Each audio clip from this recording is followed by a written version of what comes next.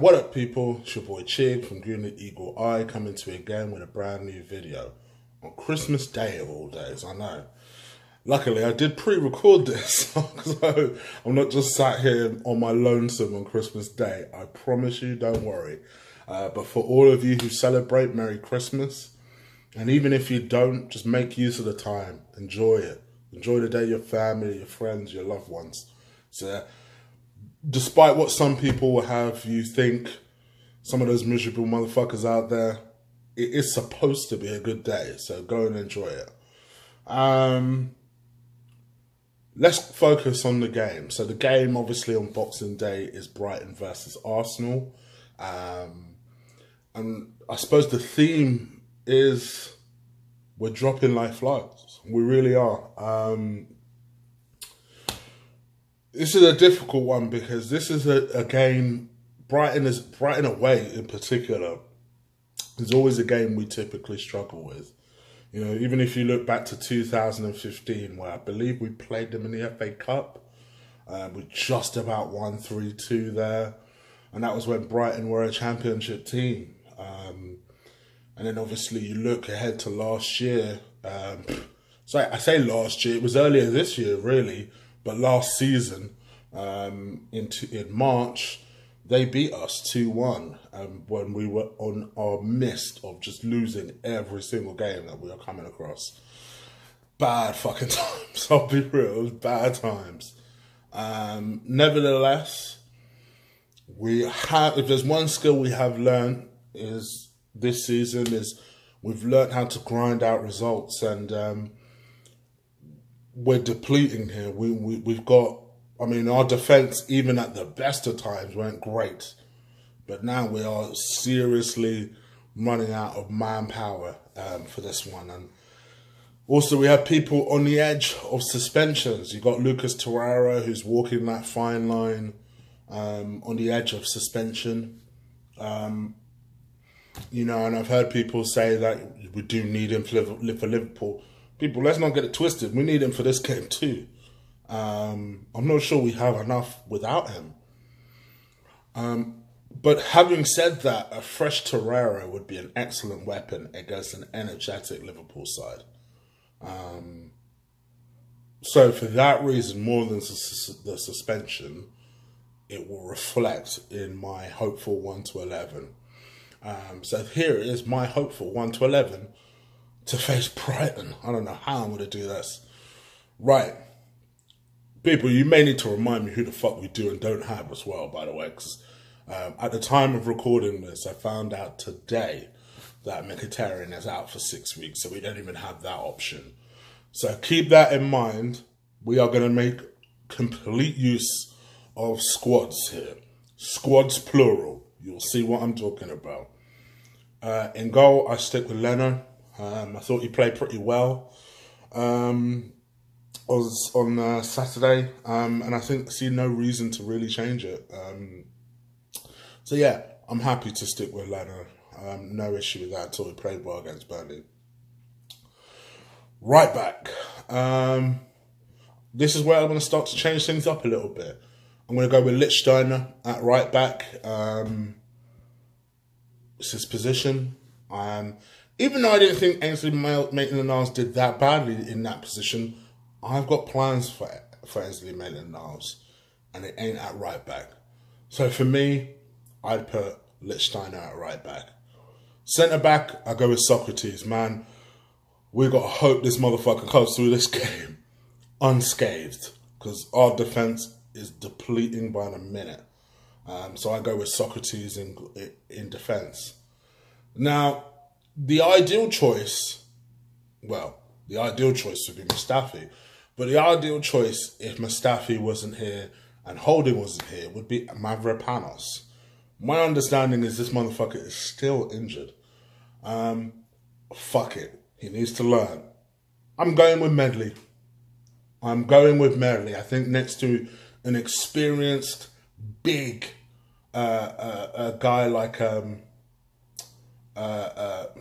Socrates, I think that would be ideal. Keeping in mind that Glenn Murray plays for Brighton, not But Glenn Murray, who will be playing for Brighton, is a big unit and it's going to cause some problems. It'd be sensible for us to get some sort of backup in someone who's big, someone who's got that height, and more importantly than anything, someone who can play the position. I don't want to see Xhaka there. And I know realistically I'll probably see Xhaka there. But this is my 1 to 11, damn it. And in my 1 to 11, I'm going to play Medley. Come at me. I don't give a damn.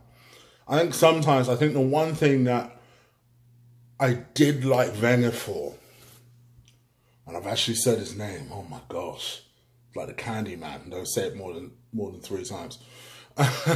The one thing I did like about the previous manager was that in situations like this, I think he is more likely to throw a youngster like a Medley out than Embre is. Now, it's not often he'll get praise on this channel. And some people, when I say that, will be like, yeah, but that was never always a good thing, was it? All right, motherfuckers.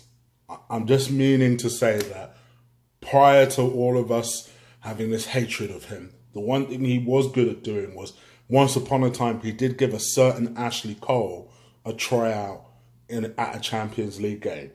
He also, at one point or another, did give Gael Clichy a certain game in the Premier League. Sometimes you just need to throw these motherfuckers in. And I'd rather someone, like I keep saying, who knows how to play the position in their position than someone who doesn't. Xhaka is not a great short passer of the ball. And you're putting the guy under unnecessary pressure by playing him in such a game in that position against an experienced, very capable striker like Glenn Murray, who, by the way, is pretty used to scoring against us. Maybe we can prevent that from happening. So for me, unless Koscielny is ready, let me caveat that. Unless Koscielny is ready, I'd play Medley in this game. Left back, I'm going to go with Monreal in the hope that he's fit. If he isn't, I'm fine with Kolasinac there. I think Kolasinac. In fact, no, Monreal's injured, isn't he? So let's go with Kolasinac. For me, I think that Kolasinac played very well. Best game I've seen him have in an Arsenal shirt against Burnley. Keep that confidence going. Again, a left back in his position.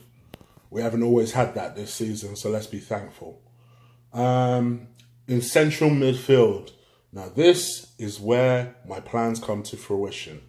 See, I rest Lucas Torreira, not because of his suspension, but because I would rest him so that he's firing at Liverpool.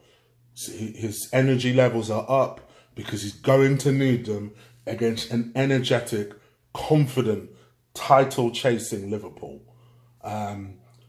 For me, I play Ainsley Maitland-Niles, who, as I've always said, in his position, is a like-for-like. Don't get it twisted, I'm not saying he's as good as Lucas Torreira, but I think he could be. But we never give him an opportunity in his position, so how is he ever supposed to develop?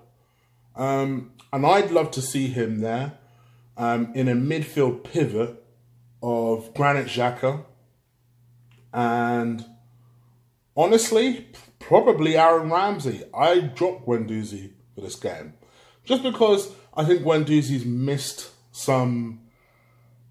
I think he misplaced some passes, and I didn't think he played that great against Burnley.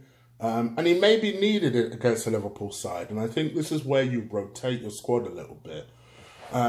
There is an argument to play El Nene instead of Ainsley Maitland-Niles, but to me, I think this is the 3 that you go with. And then my top 3, I go with Mesut Ozil. Yep, Mesut Ozil plays against Brighton for me. With the view of this is his audition for that Anfield game. This is an away game. People believe that Mesut can't play away games. Let's see if he can play a difficult, physical away game on a Boxing Day where he may not be that motivated. Let's see what happens. So I play Mesut Ozil behind a Lacazette, behind an Aubameyang. Let's go with 2 up top. Let's just say fuck it. And for me, I think if we went with that team, we could win. But this ain't going to be easy. I think this will be a pretty tough, grueling match. And I'm going to go with a tight 2-1. You guys let me know what you think. Leave it in the comments below. If you like this video, crush, destroy, take that time to drop kick, stomp a mud hole in that like button. Drop kick the shit out of that like button. You guys know I appreciate every time you guys do that. And now the video's over. So go back to your Christmas dinners, your EastEnders, whatever it is you do on Christmas Day. Go back to it. Enjoy. Have a Merry Christmas. And if I don't get to speak to you again, although hopefully by the grace of God I will, have a Happy New Year. Alright, motherfuckers, I'm out of here. Take care. Deuces.